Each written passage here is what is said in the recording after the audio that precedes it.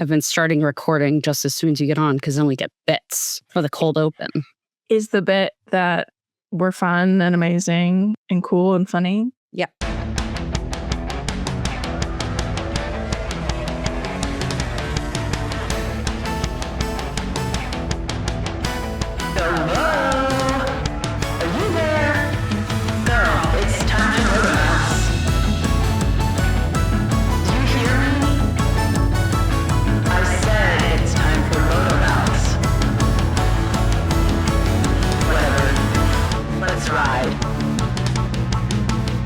Welcome to MotoMouths, the podcast for MotoGP, motorsports, and more. I'm your host, Zoe. And you know the line in All Too Well, 10-minute version when Taylor goes, and that made me want to die. Yeah, I do know that line.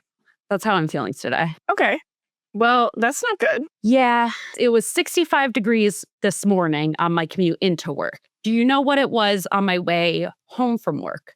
I'm going to go for a 34.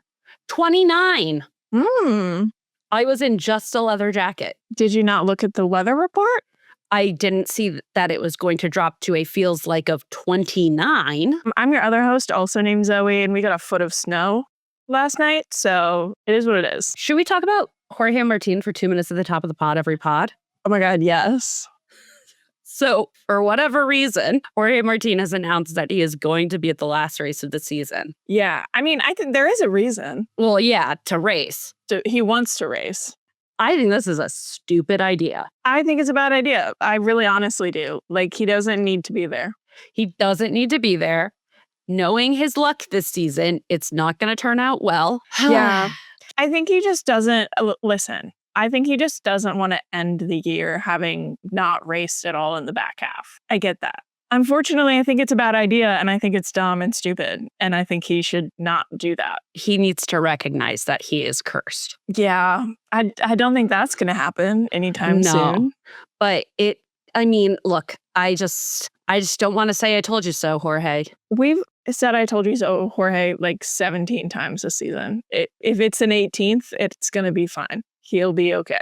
Yeah. I do think what is more likely is that he might not be declared fit for the race. And then I think he'll just be there for the test. Which I'm fine with. I'm also fine with. There's no reason to come back and try and have it be a competitive weekend. It just won't. Also, when there's literally no point to it being a competitive weekend. Right. Like it won't be a competitive weekend at all. The competition's over. The competition would actually just be like him and Nicolo Bulliga. Like that's the competition that would happen in Valencia. So who knows? I mean, like MotoGP could very well just be like, go forth. We want to see you race with the one. But he won't. He's not the championship winner anymore. Doesn't he get to finish out the season? I mean, I guess that's a question. Normally, I guess it goes on longer. Yeah, that's an interesting question. I feel like he probably gets to finish out the season with it. I mean, yes. Let's be honest. That would be a stupid rule to be like, you can't race with it anymore. Because they're also like, if Mark was racing still, you're right. It's not like after Motegi, he started the race with it. Well, he wouldn't take it anyways, but still. Right. But it's just feels weird, I think, overall. Well, I mean, did he ever really fully take the one in the first place, taking us back to our very first episode? No, he didn't. Exactly. And that's where all the problems started. So that's our 2-minute update on Jorge Martin, per usual. No idea what the fuck he's doing, also per usual. Okay, Portimao also happened. It did. Things did happen. A race occurred this weekend. So do we want to touch on our predictions first? Yes. Okay, so for predictions, I predicted a Pedro P1, Bez P2, Enea Bastianini P3. I feel shame on that one, if I'm being honest. And then a fail king of Pecco. You predicted... Yeah. Brad Binder, P1. He was trying to have fun and joy and whimsy in this world. Enea Bastianini, P2. Why not? And a Bez, P3, with a fail king of Pedro Acosta. All right. I feel like your predictions really were just I'm going to toss in a couple that are fun, and then I'm going to toss in some safe bets. Let's do a silly one. Sure. It's kind of how I was let's do a couple smiley ones and let's do a silly one. Right. Very family photo at your cousin's funeral.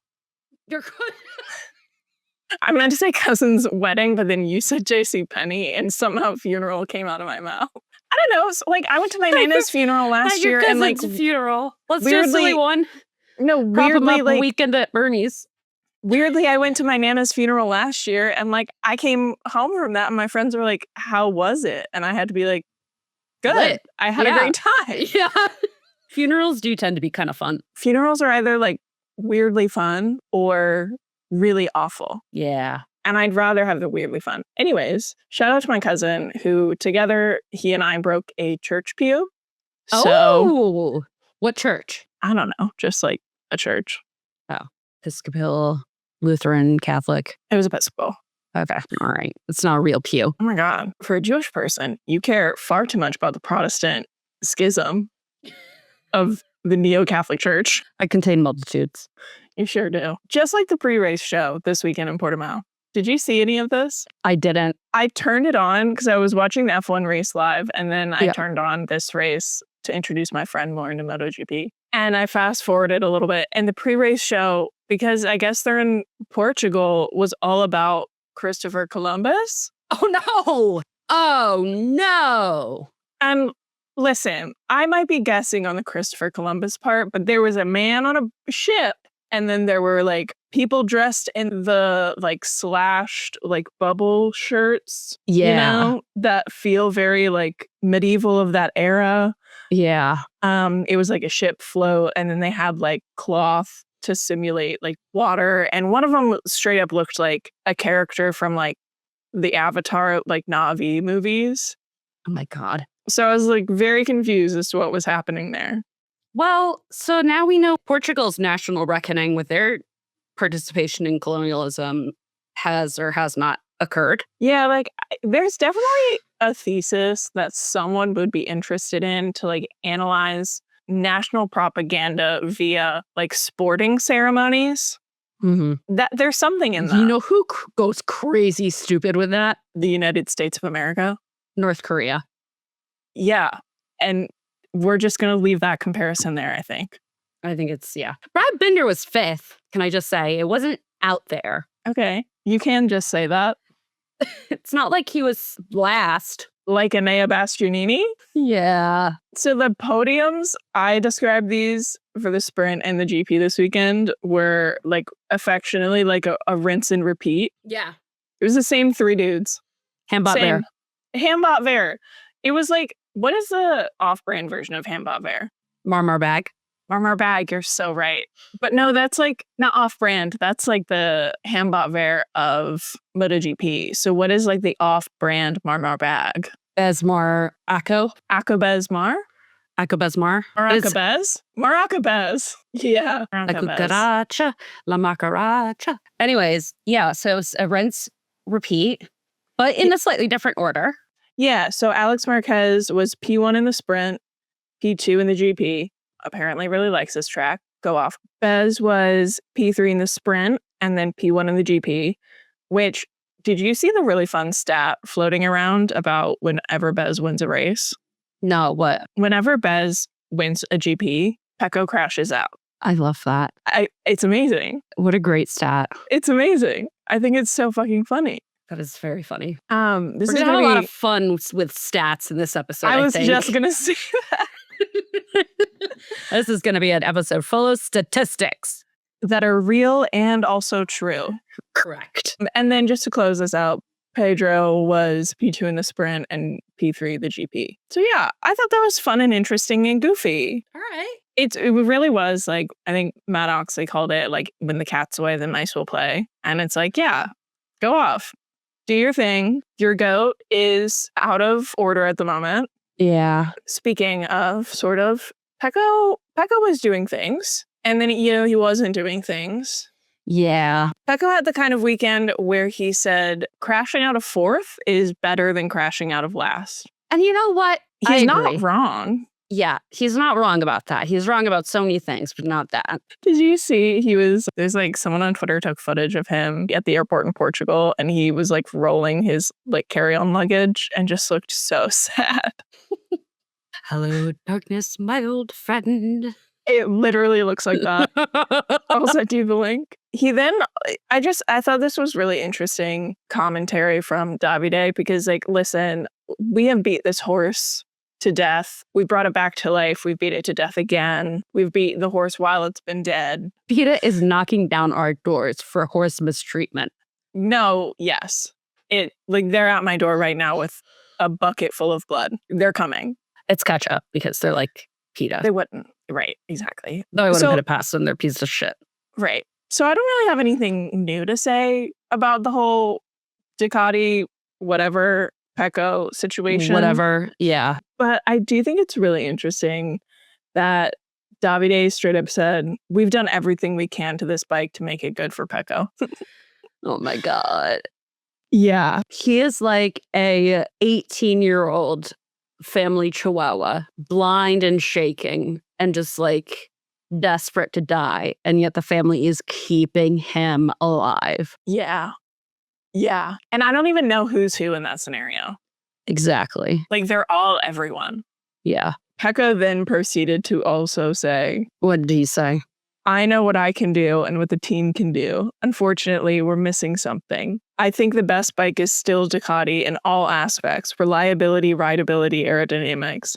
But this year, I'm struggling to take advantage of the potential of the bike. I think I speak for literally everybody involved when I say, I'm so glad Pecco only has one more weekend on this bike. Honestly, I'm over it. I'm nervous about next year's bike because it's like with Mark not here developing the bike. And I know he can ride pretty much everything, which I think is his saving grace right now and is like the reason he's not running himself to the ground. But is this going to happen again next year? I genuinely don't have the stomach for it. I do.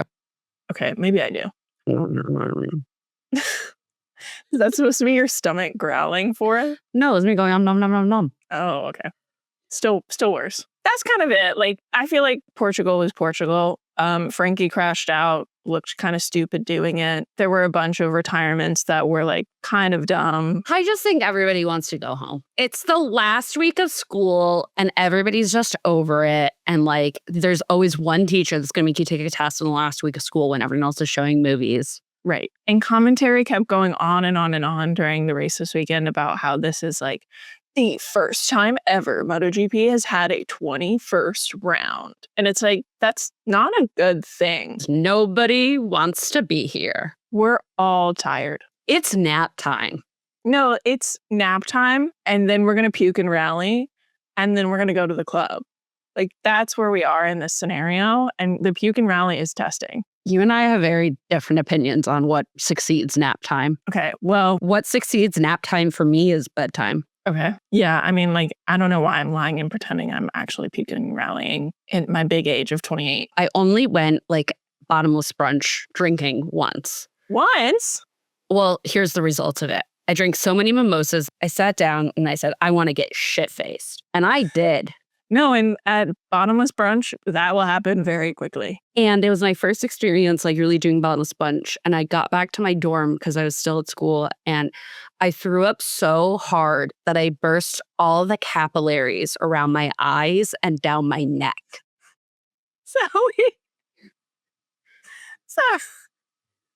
So that's why it's once. Oh, that's the most thing I've ever heard. We'll fix that. We'll fix that. I have video of it too, because it's like, I'm like, why? Why? It's like you've seen Beyond the Ether and it's like burned you. Yeah. So we do have to make our predictions for Valencia. I'll go first. I'm going to say Alex Marquez P1. Okay. Hometown advantage, home country advantage. Right. Marco Bezzecchi P2. Okay. Pedro Acosta P3. Fail King Jorge Martin. I am also going to go with an Alex Marquez P1, Fermin Aldeguer P2, Okay. Bez P3. In my heart, it's a Pecco Fail King, but just to like keep things interesting, Fabio Di Gianantonio. Okay. Noted wheelie enjoyer. Yeah, exactly. Okay, couple of things for MotoGP that I do want to touch on. MotoGP has restructured like what they're calling the road to MotoGP, which is essentially, so you've got MotoGP, then you've got Moto2, and then you've got Moto3. We all know this. Then there's like I don't know, 9 to 15 different like series that sub-series, like Red Bull Right. Rookie Cup and blah, Right. blah, blah, blah, blah, blah. Exactly. That all just kind of hang out there and are different pathways to get to these classes. What they've done is they've rebranded a chunk of it. I love Which, as rebranding. you know, is like the most important thing you can do when you're talking about an organizational structure. Right. Not safety, not like compliance. Not investment. Rebrand. Right. So what they're doing is they've renamed the two primary kind of series that feed into Moto3. So instead of this other very long name of a series, Junior GP is becoming Moto3 Junior. No. Boo. I don't know. And then the KTM Red Bull backed Rookies Cup is becoming the Red Bull MotoGP Rookies Cup. And they are kind of on the same level. Okay. Beneath them Ay. is now a multiple series that all use the name Moto4. Okay. So it's now the Moto4 European Cup, Moto4 Asia Cup, Moto4 Northern European Cup, Moto4 British Cup, and Moto4 Latin America Cup. Northern European or North American? Northern European. Okay, so get fucked North America. There's Latin America. Okay. Honestly, like kind of a taste of our own medicine at this point. Honestly, yeah, but still. I'm indignant. How dare they? How dare they? I don't know. I think it's fine. They had this whole press conference to announce it. I don't think it needed that. If it helps give weight to legitimate events and a legitimate series over non-legitimate series, which could be a boon for safety, I think it's fine. Yeah, like I think it's fine. I also just think it's a little confusing because we go from all these Moto4 series to I see. Moto3 Junior. You need like a Moto 4.5. The Red Bull Rookies Cup. Right. And then Moto3, and then Moto2, and then MotoGP. It is also, I think, a point in the argument of like the F1ification of MotoGP. I'm not making a value judgment on that. I'm just saying. I don't think it's necessarily a bad thing. That's what this is looking like. Okay. Anything else in MotoGP we need to discuss? Yes, one more thing, because I think this is a fun segue. Okay. Max Verstappen raced mini motos as a kid and was recently on a podcast kind of talking about it with Gabby Borletto. And they asked him, they were like, so like what racing series do you really like watching? And he goes, MotoGP. Of course. MotoGP above everything else. And I was like, yeah. Preach. I've said it before. I'll say it again. Your favorite F1 driver's favorite sport is MotoGP. And that is why you need to get into MotoGP. Invest now. Exactly. It's just great. How did they get a little beach ball to balance on a mini moto bike? I don't really know. I mean, I think the whole thing is balance. Like they just kind of plopped him on and like set him off. Right. Like he's so rotund and round that it's like perfect. Like you put a perfect orb on something at the right kind of balance and it will just do its own thing. Like a seal in a ball. Exactly. That was Max's mini moto career. So I think that brings us to the grid as ... No. Fuck. Want to try again? Yeah. So I think that brings us to the great wide world of motorsport. Yeah. First of all, Seb's back. No, Seb's back. So glad you brought that up. Let's start there. I thought it was really cute. There's a video going around of Max like shoving his way, like gently, nicely through people to say hello to Seb. And like people on Twitter were like, oh my God, he went over to say hi. And I was like, yeah. Boy king to boy king communication. They're friends. Seb's back. Seb made everyone do a little kindergarten activity where they had to draw trees and then say like something that they wanted to protect. And Max said that he wanted world peace, basically. Because there's too many conflicts in the world. Max said, end war. Okay, woke king. And like, yeah. Who am I to disagree? I love that there's so many elements of like kindergarten life and culture in F1. Because at the beginning of every season, they do the whole like, my name is, and my age is, and what I want for this season is. My favorite color is. My teacher's name is. So Seb came, he did like a gala with Prince William. What? Oh, you didn't see that? There was like a gala and like Prince William was there and Seb wore a tux. Listen, everything about the royal family I learn against my will. Exactly. He's like still on his fake Senna Boo crap, where he's like pretending to be Senna's biggest fan, even though he very much isn't. He very much isn't. This also brings me to my next point. Kimi Antonelli went and visited Senna's grave. Listen, and why was it giving Wuthering Heights level toxicity 16-year-old reading it for English class? Beyond that, he then read a book by Senna's grave, and it got on like men performatively reading the Instagram. No way! Yes! I knew it was making the rounds like on F1 Twitter, but I didn't know it broke mainstream. Here's my question about Kimi going to Senna's grave. Why did he not take Gabby Bortoleto, famously a Brazilian, or B, Franco Colapinto, who looks like Ayrton Senna's son? Have you seen a side-by-side of him and Ayrton? I have. There's an obvious reason as to why he didn't bring them. Why? Because then he would have had to like actually engage. You can't performatively read in front of someone's grave if you're with your friends. That's so true. That's so true. Like, just tossing that out there. You're so right. Also, like, do you remember being 17 and being like, I have to be alone or else I'll kill someone, and then maybe myself? Yeah. And like, all you wanted was to just like sit with your headphones in and like look out the car window while you drive, but like your family wanted to talk. And play the ABC game. Right. Jay and Wendy's. Now you understand Kimi. I do understand Kimi. Speaking of Kimi, actually, can we talk about my other favorite stat from this weekend? Yeah, go ahead. Okay, I talked about this on like multiple episodes previously. It's now hit the mainstream. No, it's just like it came back up on my feed and I was like, oh, fuck, thank God. Because I haven't been able to like put it in front of you. So there's a theory that has been kind of circulated and tracked by a user on Reddit called Eggplant Formal 8847. Thank you for your service. Great name. That Kimi Antonelli, there's a correlation between Kimi's performance in F1 and whether or not the country where he is currently racing has a chemical, titanium dioxide, whether that country has banned it or not.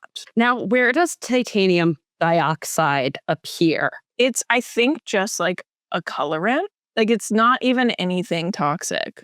No, but is it like in food? Is it in the water? No, it's literally a colorant to make things like super white. So it can be in food or like... Yeah, it can be in sunscreen. Food, it can be in paints, it can be in plastics, it can be in makeup. Got it. So in countries where it is not banned, it's where he has done extremely well. Right.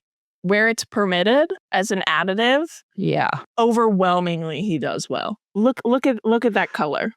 Yeah. And it's crazy because the first time I saw this like floating around was, I think, sometime in like the Spain-Canada run where it was like, oh, it's been banned in all these places. Haha, he didn't do well there. And then it kept going and it keeps tracking. Like it keeps working. Yeah. So anyways, I think that's fun.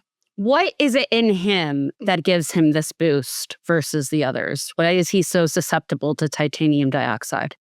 I think he's just deficient, so he just needs to eat a lot of it. That's my theory. There's a lot of like reasons why people think it's working, like what they think is happening. He craves the mineral. Okay, so is Kimi on drugs? He may not be on drugs, but he is on titanium dioxide. All right.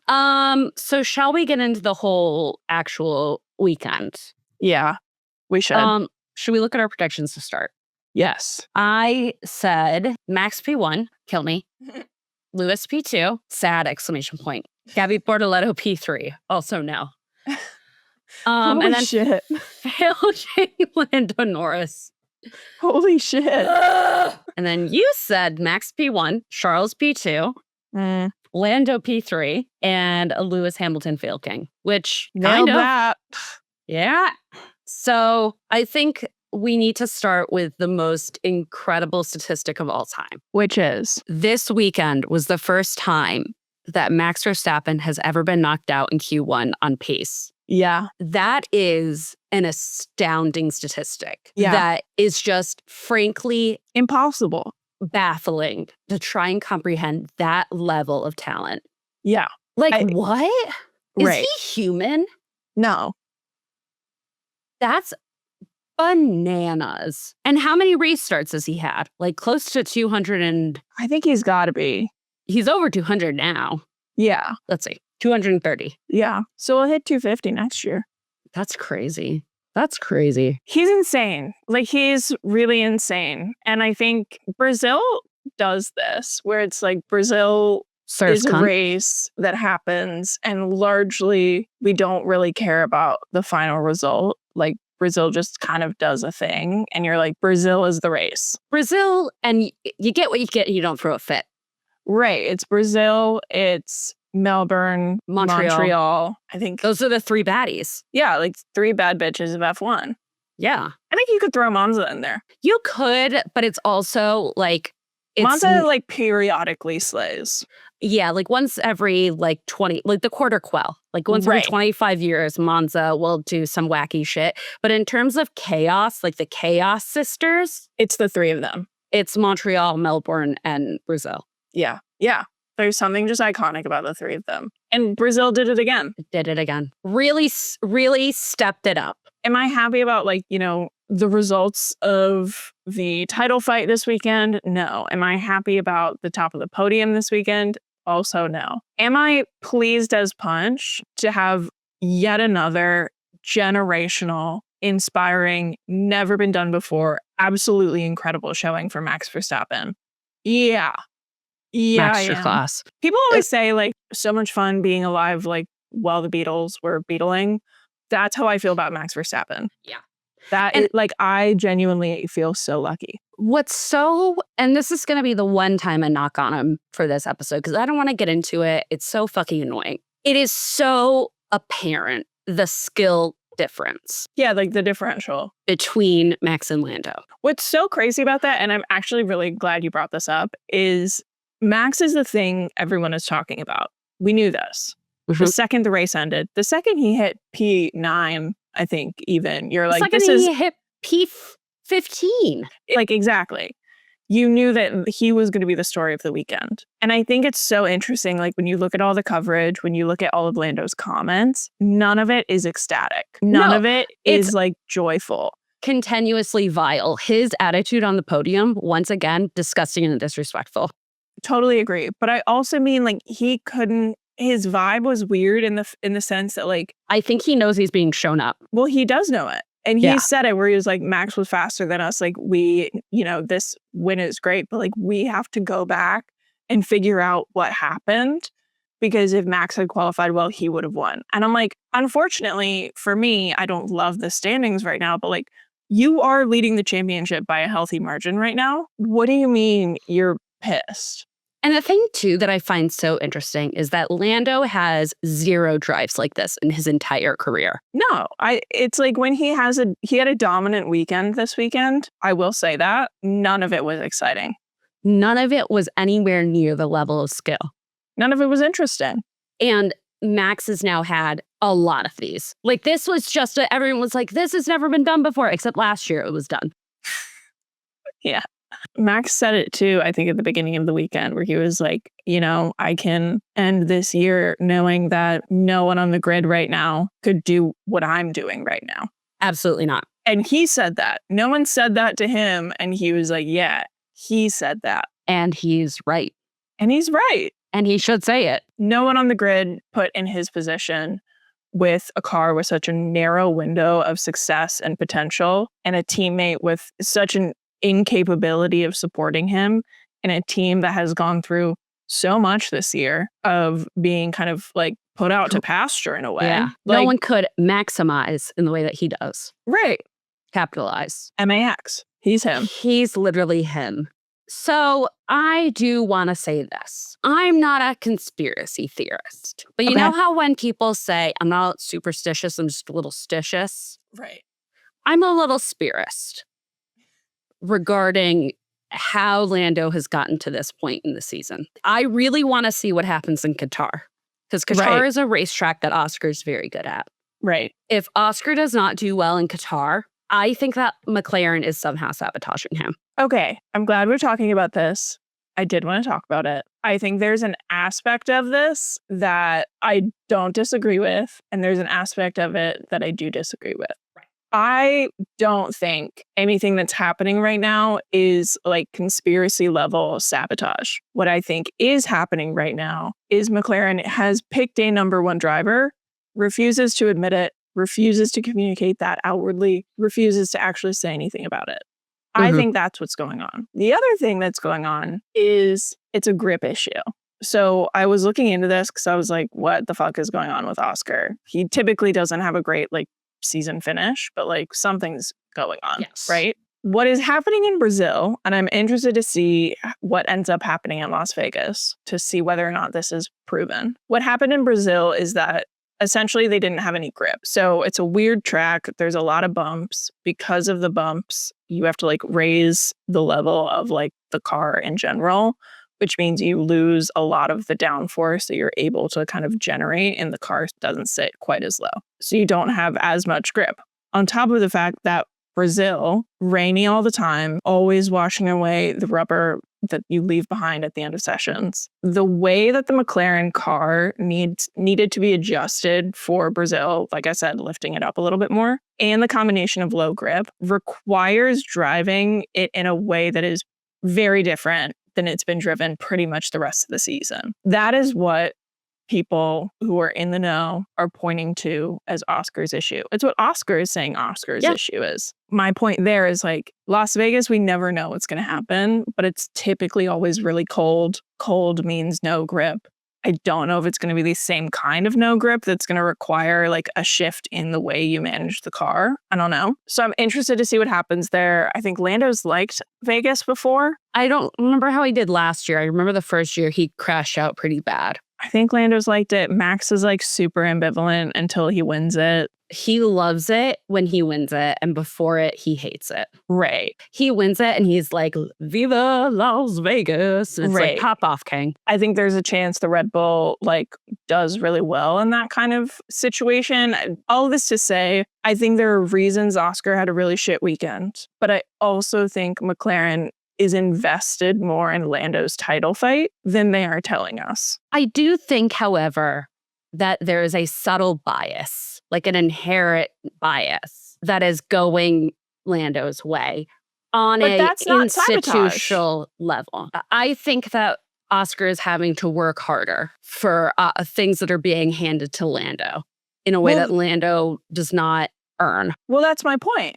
I don't think it's sabotage. I think they've picked a number one driver and they haven't told us. I don't know. I think McLaren this year is a really interesting situation of like who you pick, and you have really solid arguments against and for each of them. So there's like, I know in my heart, vibes wise, I would pick, but I understand like from a business case, it's a harder decision. So I understand on some level the idea that they don't want to pick a number one driver. Unfortunately, I prescribe to the idea that you have to.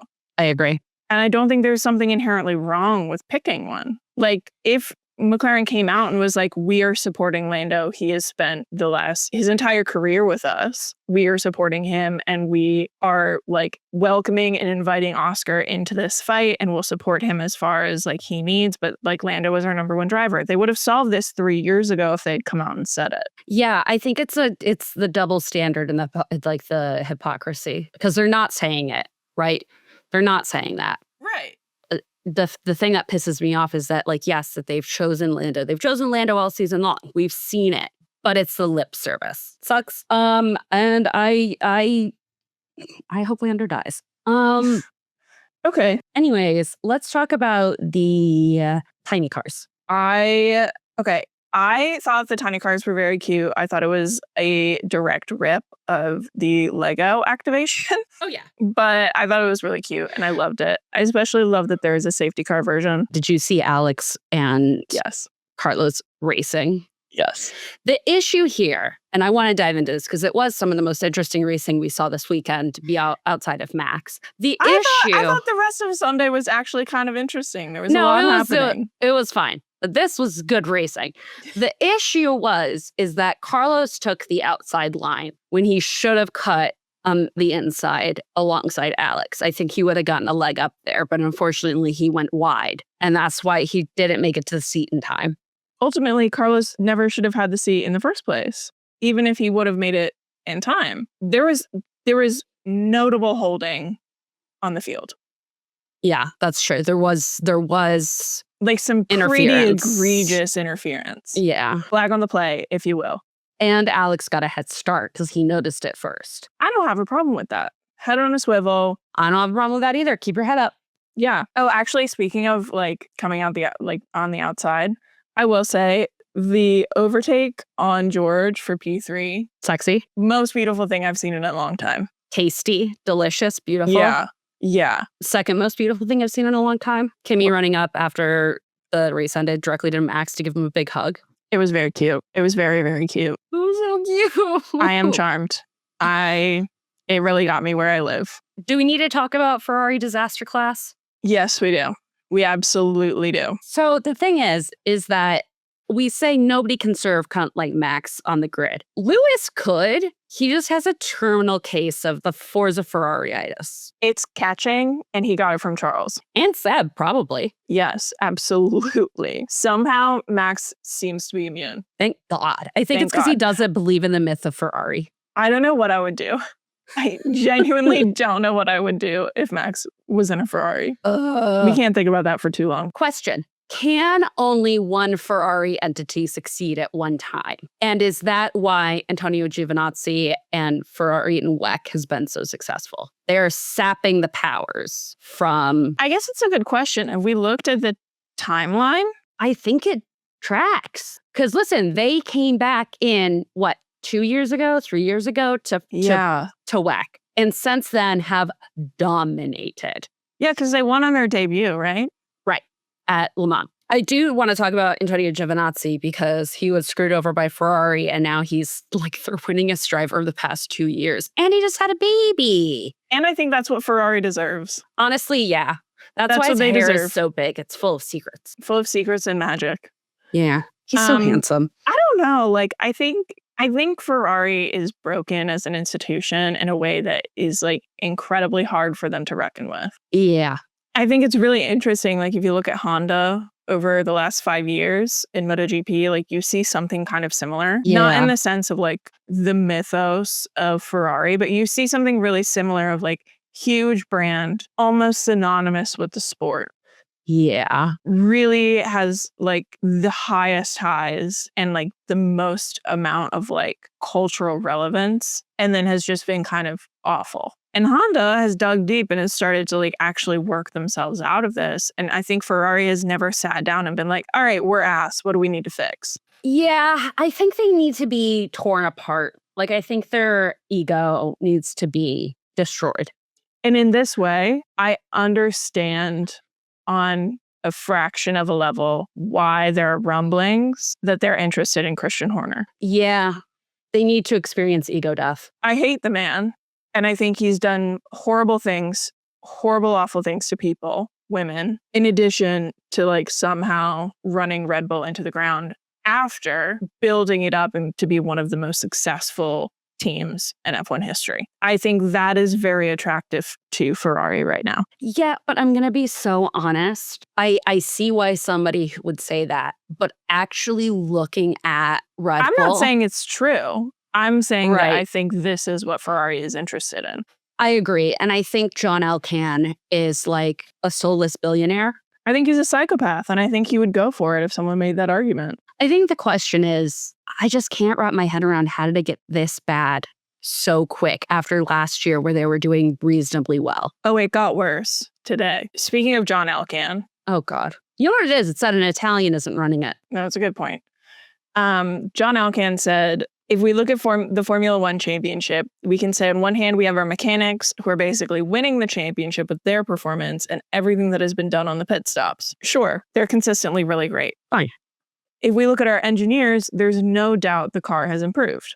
Factually untrue, by the way. I love smoking crack. If we look at the rest, it is not up to par. And surely, we have drivers for whom it is important that they focus on driving and talk less because we still have important races ahead of us, and getting second place is not impossible. I just want to say, I don't think this is what he meant, but the optics of a white guy telling Lewis Hamilton to shut up and drive is really fucking bad. Especially when he made your company like $20 billion in 1 second. And you paid out the ass to have him there. And one of his riders to his contract was investment into E&I. It's really bad. Jesus fucking Christ. Lewis Hamilton, rightfully so, is called his 2025 a nightmare. Like, and it has been. That is accurate and true. And it has been. Even like kind of turning away from the Lewis Hamilton of it all, saying that about Charles Leclerc is one of the most egregious things I've ever heard. That boy has done nothing but worship at the feet of your fucking corporation. His entire life. His entire life. And then and he also doesn't do that much talking. No, he has made kind of a career of never blaming you. Staying in his lane, and like the 2 times he got mad, it was like rightfully so. And no one blamed him. It's just really bad. It's a bad look all around. And everyone I've seen, especially like journalists, are kind of like, what the fuck is he talking about? No, like what the fuck is going on in the house of Ferrari? He also made some comment about when Ferrari is a team, we win, in reference to WEC. What the fuck does that mean? Like, right. First and foremost, not a team sport. True. This is not a team sport. Except for in some ways how it is. In some ways it is. But I agree. But at its core, it is not like WEC, where it is a team sport. Right. I also don't know how you can say your engineers are like doing their job when they've been looking at incorrect data for the past year. And it's so funny because that is the thing. It's interesting because the 2 things that are really firing people up about these comments is, 1, what the fuck are you doing to drag Charles Leclerc and his like non-comment bullshit behavior through the mud? Yeah. Into this? And 2, you're factually incorrect about what's been going on with the Ferrari performance. Who's to say if you had just set your like AutoCAD design physics to this universe that we would not have a successful Ferrari season? And none of that can be fixed by Lewis and Charles shutting up and driving. No. Also, like, to be frank, Lewis has been really quiet this year. No, he's been very quiet. And also, hold on, sorry, like you're telling me you have the powerhouse superstars of the modern day F1 ecosystem of Sir Lewis Hamilton. Literally Sir Lewis Hamilton. Who is famous for being himself first and an F1 driver second. Yeah. And Charles Leclerc, who is, if I'm being honest, famous for being Ferrari first and himself second. I think he has the most like mainstream reach other than Lewis. Like I honestly would say that. No, I think it's Lando. I think Charles beats him out slightly for being hot. But Lando, you have to remember that we don't find Lando attractive because we're like adults. No, but I mean in the sense, I think people know who Charles is because he is that beautiful. I want to see how many followers he has on Instagram. If you talk to someone who like doesn't really follow F1. My sister, she knows Charles. Right. Like I think Lando has broken in via Twitch. Charles has broken in via like K-pop. 21.1 million. Yeah, that's a lot. That's a lot. Let's see how many Lando's at. Lando's probably got more if we're being honest. Nope, 10.8. 10? Mm-hmm. Damn, more than double. Mm-hmm. So my point stands. Your point stands. I see the point. So it's like really bizarre to be doing this when you kind of have the 2 big like media powerhouses of F1 in your house and you're treating them like shit, especially coming up in what is going to be a really bonkers couple of years.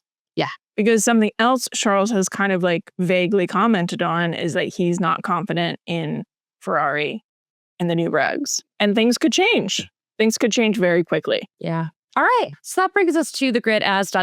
which for the uninitiated is a moment in our podcast where we categorize a handful of riders and drivers from across the great wide world of motorsport as a person, place, thing, concept, idea. And in honor of Sebastian Vettel's little adventure to Brazil, I thought we could do the grid as trees. I'm into it. Would you like to go first? I would. Thank you.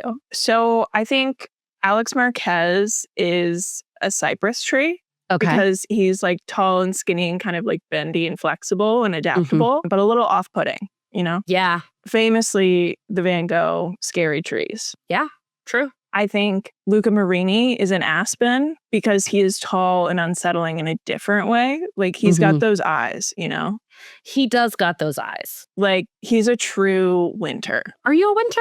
I am I think a deep winter. Yeah, I can see that. Or a bright winter, like whatever it is. Yeah. I have a couple bonuses. Okay. I think Frankie Morbidelli is a Joshua Tree. Okay. Because he's goofy and spiky, a little bit odd, but definitely would be really great to do ayahuasca with, you know? Yeah. And then Mark is a bonsai. Easy dunk. Okay, explain. He has bonsai. Oh, he does? Okay. Yeah. He got one like a couple weeks ago. The least Mark-like thing ever. So I have a couple in both F1 and MotoGP. First of all, the VR46 Academy is the Pando Quaking Aspen Tree Colony. Ooh, yes. Because they're all one single organism, but like they look like a forest. They're all clones of each other. Right, exactly. Exactly. I think that Pecco Bagnaia is a dogwood because he's what the cross was made out of, the crucifix. Okay, hold on. Get off the cross, girl. We need the wood. Hold on. Was that what the cross was made out of? There's no way there was a dogwood in Jerusalem. No. You know what the state tree and flower is of Virginia? Dogwood? Yep. I'm now Googling about the crucifix. Okay. The term dogwood Jerusalem is a conflation of a Christian legend and a tree native to the Middle East. The legend states the dogwood tree was the one used for Christ's cross, and to this day its blossoms are a reminder of his sacrifice. In reality, while some believe the tree that grew in the region was used, there is no biblical account, and the tree is not native to Israel, was likely not present there during the era. So it's probably cedar, cypress, or pine. Well, all right. But I think that's funny. My other ones for F1, Fernando Alonso is a ginkgo tree. I was going to say he's petrified wood. Okay. Ginkgo trees are so old that they are not pollinated by bees because they evolved before bees did. So they are pollinated by beetles. Also magnolias. Correct. Also, ginkgos are from Japan. He does have that like really huge ratchet samurai tattoo on his back. He is a weeb. He's a weeb. And then I think that Alex Albon is a sequoia, tall. Yeah, I see that. George Russell is a shrub that you find in the moor. All right. I think Pecco Bagnaia is a weeping willow. 100%. 100%. I think that brings us to the end of the podcast. Come hang out with us on Instagram, TikTok, YouTube, Threads, and make sure to like, share, engage with, comment on, review, rate, any and all of the above mechanisms on the podcast to help us grow. We really appreciate it. And let's keep chatting soon. Okay, bye. Okay, bye.